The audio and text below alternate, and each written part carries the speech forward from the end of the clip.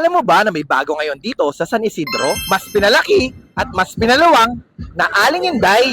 Tunay ngang katakam-takam, mas pinalevel up na lechon, mga pagkain nila dito, siguradong mabubusog at mag-e-enjoy. Baka ikaw na lang hindi nakakatikim at nakakakain. Luto at produkto ng Aling Inday, isa sa bidang-bida, sa sarap na taglay nitong lasa. Dito nga sa bayan ng San Isidro, Nueva Ecija, sa mismong tapat ng Jollibee, along the highway malapit sa Alang Municipal Hall. Aling Inday mas pinalevel up na, Cebu lechon roll na patok sa masa. Isa nga sa pinipilahan, pinupuntahan at kinakainan, sa malawak at maganda dining experience nyo dito. Talaga namang mas pinabongga. Mga paborito at cravings nyong ulam, sa affordable nilang presyo. Sulit naman talaga mga kababayan. Dito nga may Anli at may sikat na Cebu Lechon Belly. Isa na namang negosyong patok sa bayan ng San Isidro, ang inyong magiging paborito. Dito sa Aling Inday, sulit sa sarap, sulit sa saya. Kaya naman halina kayo, mabusog sa pangmalakasang kainan, quality produkto, sabay-sabay nating tikman.